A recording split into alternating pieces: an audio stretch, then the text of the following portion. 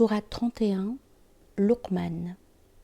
Au nom d'Allah, le miséricordieux, le miséricordieux.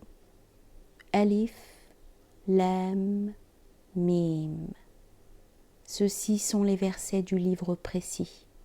Direction infaillible et miséricorde pour ceux qui font le meilleur, ceux qui accomplissent la prière, qui s'acquittent de la zakat et qui croient, eux, fermement en la vie future. Ceux-là sont sous la direction infaillible de leur Seigneur, et ceux-là sont ceux qui cultivent. Et il est parmi les hommes celui qui se procure les propos badins pour fourvoyer de la cause d'Allah, sans aucune science, et la tourne en dérision. Ceux-là auront un infâme châtiment. Et quand on lui récite nos versets, il s'écarte orgueilleux, comme s'il ne les entendait pas, comme s'il y avait une surdité dans ses deux oreilles. Annonce-lui alors un douloureux châtiment. Certes, ceux qui devinrent croyants et ont fait les œuvres méritoires auront les paradis de félicité. Ils s'y éterniseront. La promesse d'Allah est vérité, et il est l'invincible, le sage. Il créa les cieux sans colonne que vous puissiez voir, et il implanta sur la terre des montagnes solidement fixées, afin qu'elles ne se balancent en vous portant, et y insuffla de tout être vivant. Et nous fîmes descendre du ciel une eau, alors nous y fîmes pousser de chaque sorte généreuse. Telle est la création d'Allah. Montrez-moi alors ceux qu'ont créé ceux qui sont moindres que lui. Plutôt, les injustes sont dans un fourvoiement évident. Et nous donnâmes en fait à Luqman la sagesse. Sois reconnaissant envers Allah. Quiconque est reconnaissant, il l'est pour lui-même. Et quiconque mécroit, Allah est tout riche, tout louable.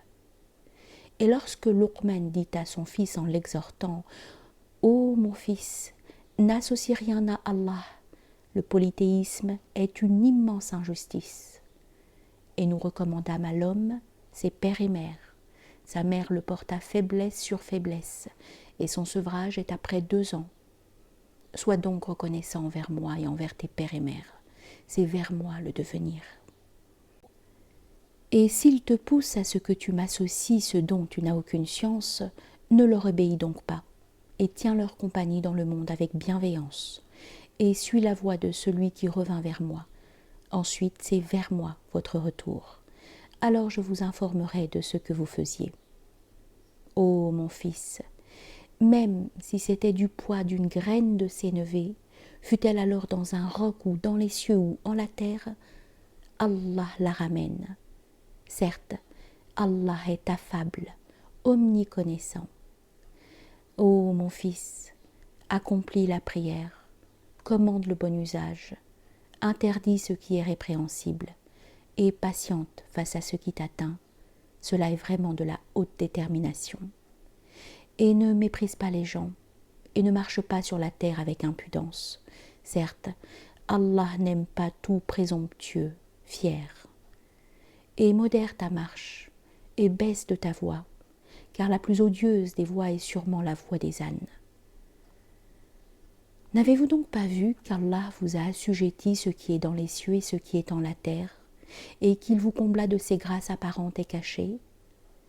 Et il est parmi les hommes celui qui controverse au sujet d'Allah, sans nulle science, sans direction et sans livre éclairant.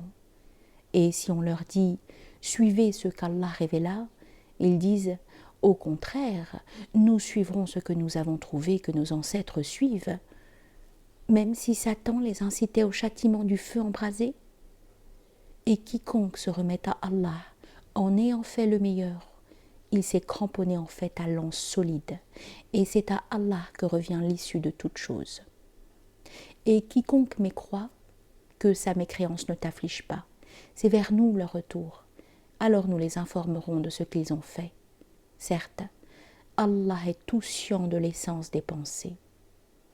Nous leur accordons un peu de jouissance, ensuite nous les obligeons à un rude châtiment. Et si jamais tu leur demandes qui a créé les cieux et la terre, ils diront sûrement Allah. Dis gloire à Allah, mais la plupart d'entre eux ne savent pas. À Allah appartient ce qui est dans les cieux et la terre. Certes, Allah est le tout riche, le tout louable. Si ce qu'il y avait sur terre comme marbre était des calames, et que la mer était approvisionnée après son tarissement de 7 autres mers, les paroles d'Allah ne s'épuiseraient point. Certes, Allah est invincible, sage. Votre création et votre résurrection ne sont que comme l'affaire d'une seule personne. Certes, Allah est omniaudient, omnivoyant.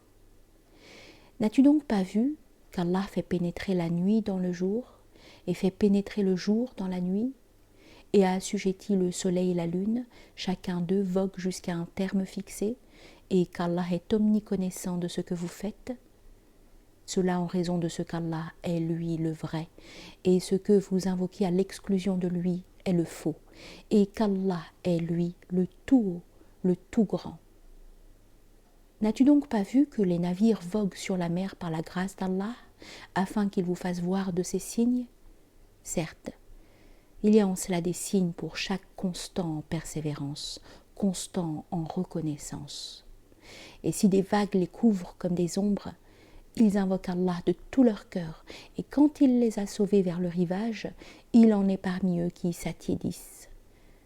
Et ne renie nos versets que chaque persistant dans la perfidie, persistant dans la mécréance. Ô hommes, craignez votre Seigneur, et redoutez un jour où nul père ne pourra remplacer son fils, ni nul fils ne pourra remplacer son père en rien. Certes, la promesse d'Allah est vraie, que la vie terrestre ne vous trompe donc pas, et que l'égareur ne vous égare pas au sujet d'Allah. Certes, Allah possède la connaissance de l'heure, et il fait tomber la pluie abondante, et il sait ce que contiennent les matrices. Et nul être ne sait ce qu'il gagnera demain, et nul être ne sait en quelle terre il mourra. Certes, Allah est tout-scient, omniconnaissant.